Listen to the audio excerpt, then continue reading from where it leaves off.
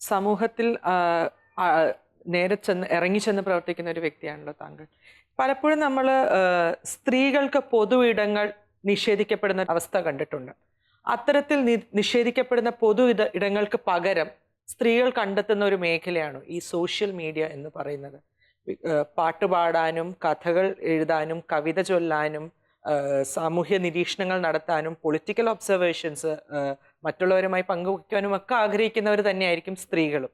പക്ഷേ എന്തുകൊണ്ടോ പൊതു ഇടങ്ങളിൽ അവർക്ക് അറിഞ്ഞോ അറിയാതെയോ വരുന്ന പലവിധമായ റെസ്ട്രിക്ഷൻസിന്റെ ഭാഗമായിട്ട് അവർക്ക് കുടുംബങ്ങളിലേക്ക് ഒതുങ്ങിക്കൂടേണ്ടി വരുന്നതിനാൽ റിയാലിറ്റിയിൽ നിന്ന് കട്ടായിക്കൊണ്ട് വെർച്വൽ വേൾഡിൽ അവർ അവരുടേതായിട്ടുള്ള ഒരു സ്ഥലം കണ്ടെത്താനുള്ള ഒരു യാത്രയാണോ ഈ സോഷ്യൽ മീഡിയയിലേക്ക് അവരെത്തിക്കുന്നത്? ആ പറഞ്ഞതിനോട് ഞാൻ തീർച്ചയായിട്ടും യോജിക്കുന്നുണ്ട്. കാര്യം നമ്മുടെ ഇന്നത്തെ ഒരു സാമൂഹ്യ അവസ്ഥ വെച്ച് നോക്കുകയാണെന്നുണ്ടെങ്കിൽ സ്ത്രീകൾക്ക് അവരുടെ കഴിവുകൾ പ്രകടിപ്പിക്കാനുള്ള അവസരങ്ങൾ പുരുഷന്മാരുടേതുമായിട്ട് താരതമ്യം ചെയ്യുമ്പോൾ വളരെ കുറവാണ്. സ്ത്രീകളുടെ ഇടയിൽ സത്യം പറഞ്ഞാൽ ഒരുപാട് ഇമാജിനേഷനുള്ള വ്യക്തികളുണ്ട്. പക്ഷേ പലപ്പോഴും അത് പ്രകടിപ്പിക്കപ്പെടാൻ പറ്റുന്നില്ല എന്നുള്ളതൊരു യാഥാർത്ഥ്യമാണ്. അങ്ങനെ വരുമ്പം സോഷ്യൽ മീഡിയയിൽ കൂടി അവർക്ക് അവരുടെ കഴിവുകൾ അത് എഴുതാനുള്ളതായാലും കവിതകൾ രചിക്കാനുള്ളതായാലും അതുപോലെ രാഷ്ട്രീയപരമായിട്ടും പല കാര്യങ്ങളിലും എല്ലാവർക്കും ഒരു അഭിപ്രായം കാണും. ആ അഭിപ്രായം പ്രകടിപ്പിക്കാൻ വേറൊരു വേദി അവർക്കില്ല. അങ്ങനെ വരുമ്പം ഈ സോഷ്യൽ മീഡിയ എന്ന് പറയുന്ന ഫേസ്ബുക്ക് അല്ലെങ്കിൽ വാട്സാപ്പ് അങ്ങനെയൊക്കെയുള്ള സാധനങ്ങളിൽ കൂടി അവർക്ക് അവരുടെ കഴിവുകൾ പ്രകടിപ്പിക്കാൻ സാധിക്കുന്നുണ്ട്. ആ വിധത്തിൽ നോക്കുകയാണെന്നുണ്ടെങ്കിൽ ഈ സോഷ്യൽ മീഡിയ ഒരു നല്ല ഒരു സ്ത്രീകളെ സംബന്ധിച്ചിടത്തോളം നല്ല ഒരു അന്തരീക്ഷമാണ് സൃഷ്ടിക്കുന്നത്. പക്ഷേ അപ്പോഴും അവിടെ കയറുമ്പോഴും ഈ പറയുന്നത് പോലെ ഈ സമൂഹത്തിൻ്റെ ഒരു പരിച്ഛേദം തന്നെയാണ് അതിനകത്തുള്ളത്. അപ്പോൾ അങ്ങനെ വരുമ്പോൾ അവിടെയും സ്ത്രീകൾക്ക് ആ കിട്ടുന്ന ഒരു സ്വാതന്ത്ര്യം കിട്ടുന്നുണ്ടോ എന്നുള്ള കാര്യം എനിക്ക് സംശയമാണ്. കാര്യം ഒരു സ്ത്രീ എന്തെങ്കിലും എഴുതി കഴിഞ്ഞാൽ അതിൻ്റെ പുറകെ താഴോട്ട് കമൻറ്റുകൾ നമ്മളിങ്ങനെ കാണാറുണ്ട്.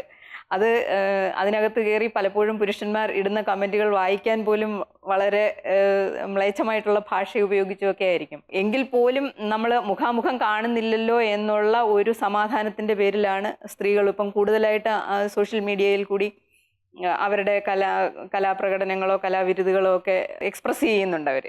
അങ്ങനെ നോക്കുകയാണെന്നുണ്ടെങ്കിൽ സോഷ്യൽ മീഡിയ വളരെ നല്ല ഒരു സാഹചര്യമാണ് സ്ത്രീകൾക്ക് വേണ്ടി സൃഷ്ടിച്ചിരിക്കുന്നത്.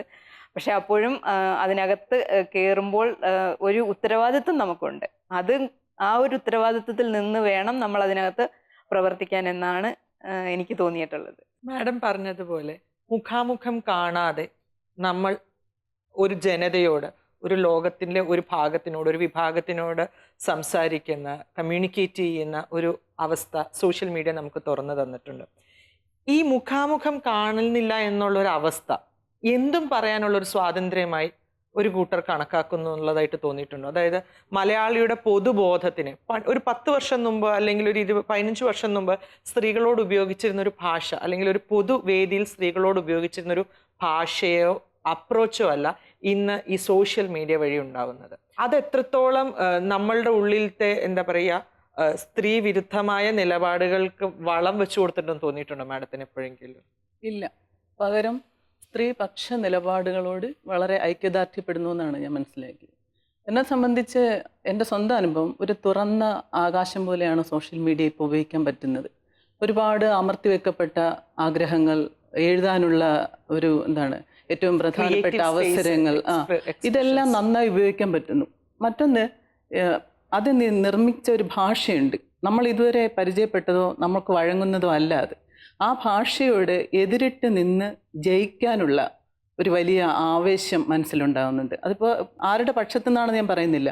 സ്ത്രീകൾ പോലും പുരുഷാധിപത്യപരമായി പെരുമാറുന്ന ഒരിടമാണ് ചിലപ്പോഴെങ്കിലും സോഷ്യൽ മീഡിയ.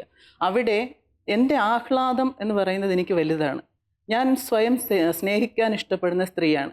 അപ്പോൾ ആ തരത്തിൽ എനിക്കിവിടെ ഒരു സ്പേസ് ഉണ്ട് എന്ന് നിർബാധം വിളിച്ചു പറയാൻ പറ്റുന്ന എല്ലായിടവും, അത് വിർച്വൽ ആണ് എന്നുള്ള ഒരു രീതിയിലേ കാണുന്നില്ല. അപ്പുറത്തൊരാളുണ്ടല്ലോ, അപ്പുറത്ത് നമ്മൾ മുഖം കാണുന്നില്ല എന്നല്ലേ ഉള്ളൂ. നമ്മൾ മുഖം കാണുന്ന പല ആളുകളെയും നമ്മൾ മനസ്സ് കാണുന്നില്ല, നേരിട്ട് നിൽക്കുന്നവരുടെ.